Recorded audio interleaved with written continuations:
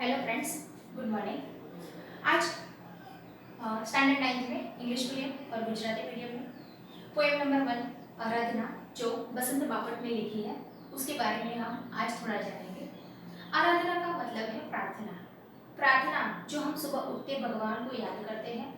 अगर हमें समय नहीं मिलता है पूरे दिन के दरमियान कभी भी हम भगवान को याद कर सकते हैं, प्रार्थना कर सकते हैं।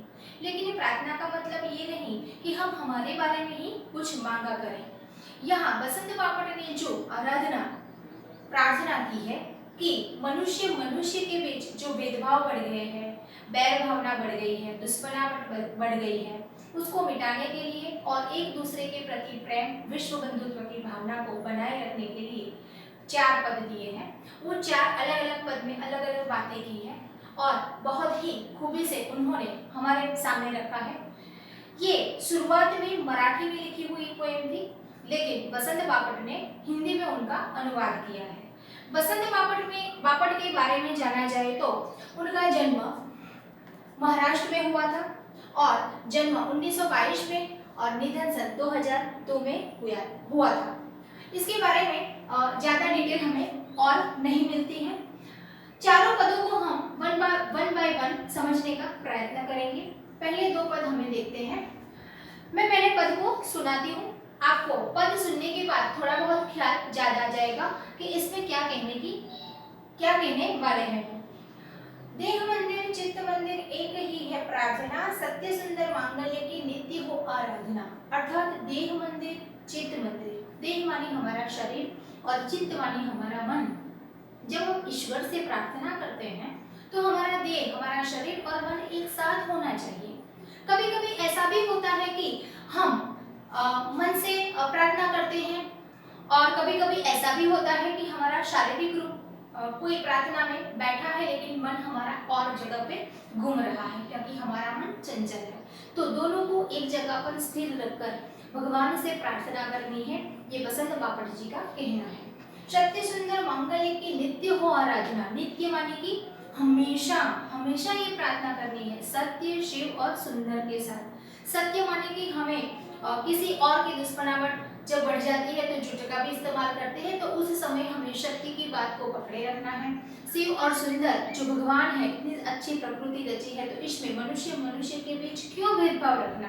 तो इस तरह हमेशा आराधना जो करनी है, प्रार्थना जो करनी है, कैसी करनी है, मन से और तन से दोनों को एक जगह पर रखकर नित्य हमेशा प्रार्थना करनी है। इसका डिटेल अर्थ ये है, बसंत बापट जी कहते हैं कि मेरी यही प्रार्थना है कि शरीर और मन से सत्य शिव और सुंदर की आराधना हो, प्रार्थना हो, लोग सच्चाई के मार्ग पर चले, उनके मन में सुंदर विचार आए और एक दूसरे के हित की बात सोचे। हित की बात मतलब कि हम जब किसी के साथ दुश्मनावट बढ़ा लेते हैं तो हमेशा उनके अहित के बारे में सोचते हैं कि उनका गलत हो जाए, उनका ये हो जाए। नहीं, ये थोड़े समय के लिए होता है। द्वेष भावना, ये सारी द्वेष भावना है, थोड़े समय के बाद हमें मिटा देनी चाहिए और हमेशा प्रेम से एक दूसरे के साथ रहना चाहिए। सेकंड पद में है, दुखियारों का दुख जाए है यही मन कामना, वेदना को परख पानी जगाए संवेदना, दुर्बलों के रक्षणार्थ पौरुष की साधना। अर्थात दुखियारों का दुख जाए, हम हमारे लिए प्रार्थना करते हैं, लेकिन बसंत बापट जी कहते हैं कि हमेशा दूसरे के दुखों को भी समझना चाहिए। दुखियारों का दुख जो है वो समझने के लिए मनोकामना यानी कि मन की इच्छा जो है, प्रार्थना करें इच्छा से कि उनका भी दुख दूर हो जाए।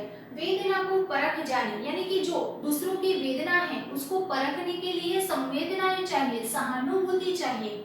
कभी कभी इंसान इतना लालची या इतना विवश होकर हो जाता है कि दूसरों को दुख को वो समझना ही नहीं चाहता, बस अपने दुख को लिए रहता है और अपने ही दुख को दूसरों के आगे व्यक्त करता रहता है। लेकिन यहाँ बसंत बापट ने कहा है कि दूसरे के दुख को, वेदना को समझो और ईश्वर हमें वो ऐसी संवेदनाएं दे जो संवेदनाओं से हम दूसरे की दुख की सहानुभूति दे सके, दुख में उसके थोड़ा सपोर्ट कर सके, ये बात बताई गई है। दुर्बलों के रक्षणार्थ पौरुष की साधना। दुर्बल माने कि कैसा, निशक्त आदमी, उसको पौरुषता की साधना दो यानी उसको पौरुषता दो, उस दुख को सहने की हिम्मत दो, साहस दो, ऐसी बात की गई है। अब इसके बारे में डिटेल में ये है कि कभी प्रार्थना करते हैं कि दुखी लोगों को दुख से छुटकारा मिल जाए। कभी ऐसा तो हो नहीं सकता कि हमेशा कोई पृथ्वी पर रहने वाला इंसान बिल्कुल दुखी ना हो। कहीं ना कहीं उसे किसी न किसी बात का दुख तो अवश्य होता है, लेकिन फिर भी हम प्रार्थना करें, मन से संतुष्ट हो जाए कि दुखी लोगों जो है उसको जो भी दुख है उसको उससे छुटकारा मिल जाए और एक दूसरे की पीड़ा का अनुभव कर सके, दूसरे के दर्द को समझ सके।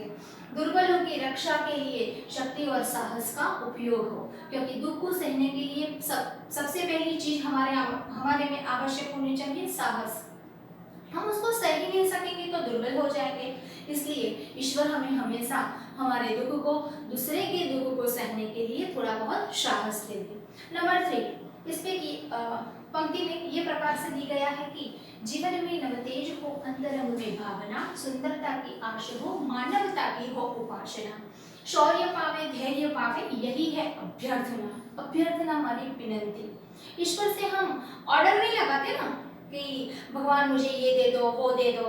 हमें विनती करनी है, हमें प्रेम से उसे मांगना है और ईश्वर हमेशा अपने भक्तों को दिया हुआ जो मांगते हैं वो दे ही देते हैं, मिल ही जाता है, अनायास ही मिल जाता है।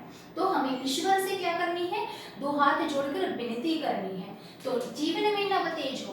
कभी कभी होता है कि इंसान के जीवन में क्या हो जाता है, प्रकाश नहीं रहता है, अंधकार में हो जाता है। तो कभी कभी अंधकार को दूर हटाने के लिए जीवन में प्रकाश की जरूरत होती है, नवतेज की जरूरत होती है।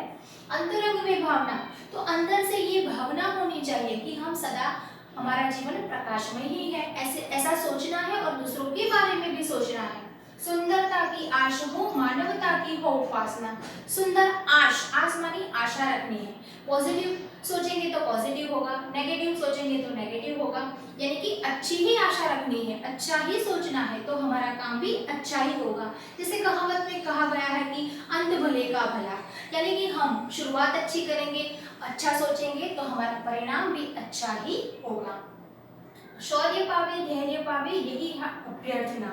शौर्य माने सुरवीरता, सुरवीरता प्राप्त हो, धैर्य माने धीरज प्राप्त हो और हमेशा भगवान ईश्वर हमें यही देते रहे। क्योंकि कभी कभी हमारे जीवन में जो हम उतावले बन जाते हैं तो कभी कभी उतावले काम में भी हम कुछ काम बिगड़ सकते हैं। इसलिए हमें धीरज भी रखनी चाहिए और शुद्धता भी रखनी चाहिए। दोनों हमें भगवान की देन से प्राप्त हो सकता है। इसका अर्थ ये है कि सबके जीवन में नया प्रकाश यानी नई तेज हो, नया तेज हो, सबके हृदय में सुंदर भावनाएं हो, सबके मन में सुंदर आशाएं हो। क्योंकि हमारी जैसी सोच होगी वैसे ही हमारे विचार बाहर आएंगे।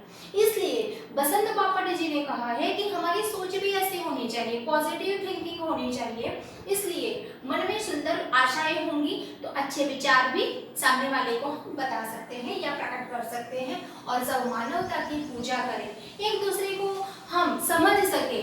मनुष्य को मनुष्य की जरूरत है ऐसा एहसास होना चाहिए, यानी कि पूजा करनी है। सभी लोग शौर्य और धैर्य प्राप्त करें, यही है अभ्यर्थना, यानी कि यही प्रार्थना है कि शौर्यता और धैर्यता पा सके।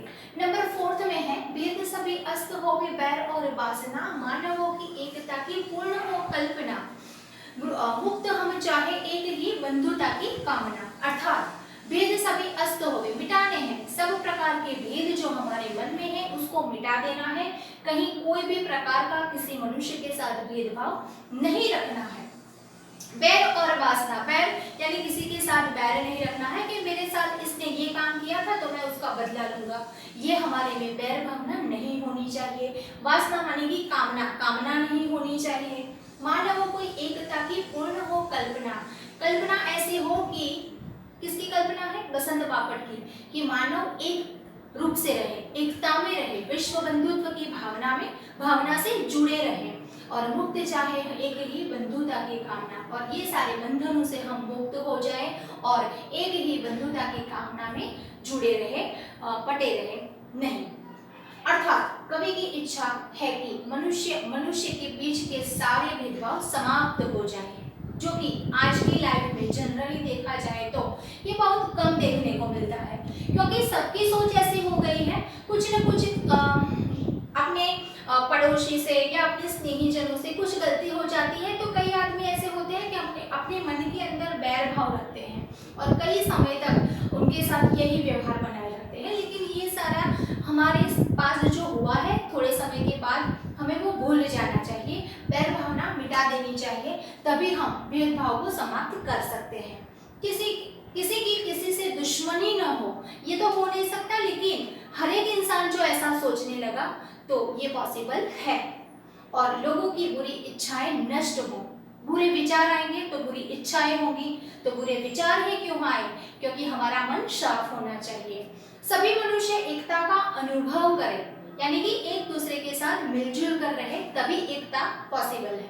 हम स्वतंत्रता और बंधुता की कामना करते हैं। अंत में कहते हैं कि हमें हर तरफ से स्वतंत्रता मिले, हर तरफ की बंधुता की कामना हमारे मन में रहे, यानी एक दूसरे के साथ भाईचारे के साथ रहना चाहिए।